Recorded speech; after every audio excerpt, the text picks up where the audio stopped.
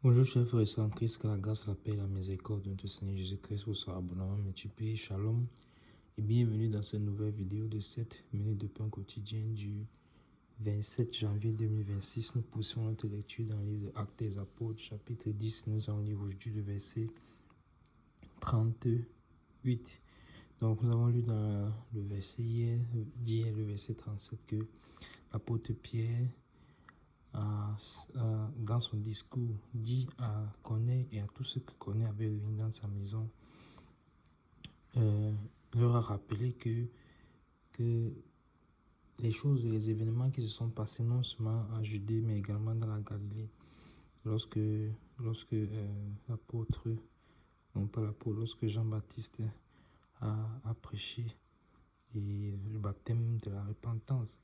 Et nous avions vu que le Saint-Esprit lui a donné des paroles de connaissance, des paroles de révélation en ce qui concernait les personnes qui étaient rassemblées devant lui.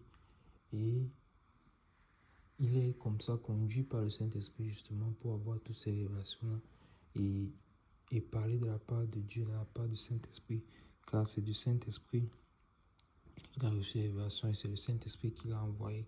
C'est même le Saint-Esprit qui a orchestré et organisé toutes ces rencontres-ci qui est là dans la maison de Corneille, où on a l'apôtre Pierre qui a marché avec le Seigneur Jésus.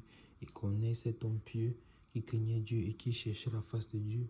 Et à cause de sa piété et de son cœur, de son amour sincère pour Dieu, même s'il ne le connaissait pas, alors le ciel a choisi, a décidé de le choisir comme le premier païen chez qui l'évangile devait arriver. Vous voyez que ça, c'est un événement incroyable qui est marqué dans les temps et qui ne pourra jamais être changé. Vous voyez donc comment un homme païen a pu avoir marqué l'histoire de cette manière. C'est merveilleux. Et cet événement est bien sûr enregistré au ciel, puisque le Seigneur se souvient de lui. C'est ce que l'ange qui est venu le voir dans la vision lui a dit, que Dieu s'est souvenu de tes prières.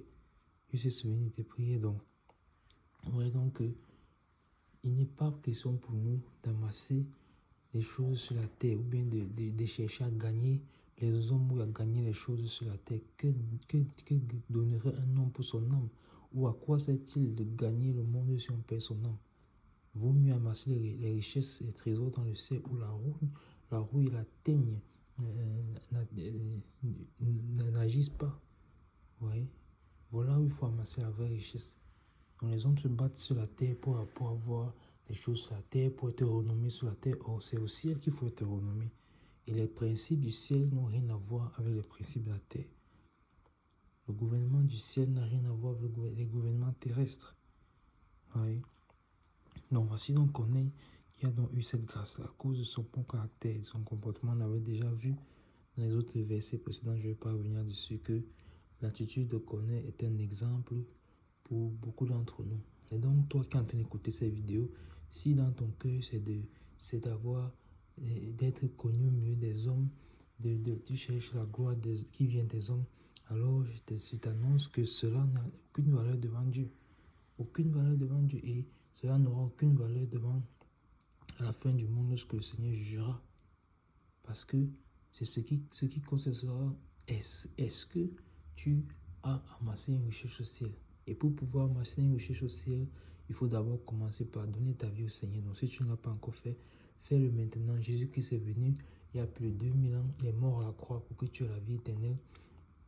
Parce que chaque homme sera placé devant cette décision-là d'accepter le Seigneur ou pas. Mais le Seigneur veut que tu l'acceptes parce qu'il ne veut pas que tu périsses, mais que tu aies la vie éternelle. Donc, en te repentant de ta vie passée, en acceptant et en reconnaissant que tu as vécu sans Dieu jusqu'ici, selon tes propres principes, tu abandonnes donc cette voie mauvaise-là et tu acceptes le sacrifice de Christ. Tu l'acceptes comme Seigneur et Sauveur de ta vie et tu te fais baptiser. Le Saint-Esprit va donc te conduire maintenant à marcher selon les principes de la parole de Dieu, selon les principes de Jésus-Christ le Maître, selon les principes qu'il a établis. Car en l'acceptant dans ta vie comme Seigneur et Sauveur, tu deviens donc son disciple. Donc, voilà donc ce qu'il en est. Et maintenant, dans ce verset 38, que nous allons lire aujourd'hui, qu'est-ce qu'il dit? C'est toujours Pierre qui est en train de parler, l'apôtre. Il dit, vous savez comment Dieu a oint du Saint-Esprit et de force Jésus de Nazareth qui allait de lieu en lieu, faisant du bien et guérissant tous ceux qui étaient sous l'emprise du diable, car Dieu était avec lui. Amen. Magnifique verset. Magnifique verset. Encore une fois, il dit, vous savez. Donc, cet apôtre Pierre, il est véritablement conduit par le Saint-Esprit. L'apôtre Pierre est évidemment rempli du Saint-Esprit. Et en ouvrant la bouche, c'est le Saint-Esprit qui parle au travers de lui. Il connaît lui-même, il avait déjà dit que, dis-nous donc pourquoi est-ce que Dieu t'a fait venir à nous, ouvre la bouche et parle-nous. Ouais, encore une fois, il y a une parole de connaissance. Il dit, vous savez comment Dieu a oint du Saint-Esprit. Donc il dit, vous savez ces choses. Et donc Dieu a oint du Saint-Esprit Jésus-Christ de Nazareth qui allait de lieu en lieu. Et quand est-ce qu'il a fait? Quand il est sorti les eaux du baptême, vous vous rappelez que la voix de Jean-Baptiste, lui, a vu, comme Dieu qui l'avait envoyé, lui avait donné le signe. Il a vu l'Esprit de Dieu descendre sur lui sous forme d'une colombe. Et la voix s'est d'ailleurs fait entendre. Celui-ci est mon fils bien-aimé en qui j'ai mis toute mon affection. Donc, c'est ce que l'apôtre Pierre reprend. Et encore une fois, ça confirme ce que nous avons lu au verset 37 et 36, que l'apôtre Pierre, tout simplement, est en train de présenter Christ. Il est en train d'évangéliser. Et c'est ça, évangéliser. Évangéliser, c'est présenter Christ, pas autre chose. Évangéliser, ce n'est pas dire aux hommes que quand tu vas venir en Christ, tes problèmes seront effacés, tu n'auras plus de problème. Non, c'est pas ce que la parole de Dieu dit. C'est pas que quand tu viens en Christ, alors tu n'as plus de problème, tout va bien, ta vie est rose. Non, c'est pas ça. Au contraire, parfois, même avec les problèmes, ce sont les problèmes qui permettent de forger ta foi. De forger ta foi. Parce que, étant en Christ, on ne vit plus justement pour les choses de la terre. Donc, si les moments difficiles nous arrivent sur la terre, nous savons que nous avons un domicile céleste. Et en passant dans les épreuves, les différentes épreuves que nous pouvons avoir à subir sur la terre, nous avons une récompense et en demeurant fidèles au Seigneur, nous avons une richesse que nous amassons dans le ciel et au sortir de l'épreuve, notre foi est fortifiée. Donc il dit que vous savez que Jésus-Christ a été oint de force par Dieu, qui allait de lui dans le faisant du bien. Jésus-Christ faisant du bien.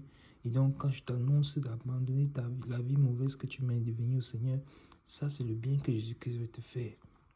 En quittant le royaume des ténèbres et en venant dans le royaume de lumière, c'est du bien. Pourquoi? Et parce que Jésus-Christ a fait de ça de façon... C'était une épreuve très difficile, terrible, mais maintenant pour toi, pour nous aujourd'hui, il ne faut simplement par la foi accéder à cela. Et il dit donc que il est de lui en lui faisant du bien, guérissant tout ce qui était sous l'emprise du diable. Donc, si tant que tu n'es pas dans le royaume de Christ, tu es encore sous l'emprise du diable. Même si tu es une bonne personne, même si tu es une personne gentille, même si tu penses que tu essaies de bien te comporter selon la société, même si tu penses que tu es un bon citoyen, tant que tu n'es pas encore venu à Christ, tu es dans un autre royaume. Car les hommes ne peuvent pas se tromper. Il n'y a que deux royaumes sur la terre, soit le royaume du diable, soit le royaume de Dieu. C'est-à-dire de Christ. Donc, soit tu es avec Christ, soit tu ne l'es pas. Donc, je t'ai expliqué au début comment venir à Christ. Simplement par la foi en son Fils, au Fils de Dieu, Jésus-Christ. Ce Jésus-Christ qui faisait du bien en guérissant les malades et autres, en délivrant ceux qui étaient sous l'empire du diable, c'est le même Jésus-Christ encore aujourd'hui, car il est le même hier, aujourd'hui, éternellement. Il est mort, mais il est ressuscité d'entre les morts. Et il vit assis à la droite de Dieu. Donc, et comment le faisait-il? Car Dieu était avec lui. Amen. Dieu est avec lui. Et Dieu veut être avec toi aussi. Donc, ne refuse pas cette main tendue qu'il te fait en ce jour. Nous allons nous arrêter là pour aujourd'hui. C'est tout pour les 7 minutes de pain quotidien ce jour. Que la grâce, la paix et la miséricorde de notre Seigneur Jésus-Christ vous soient abondamment multipliées. Shalom.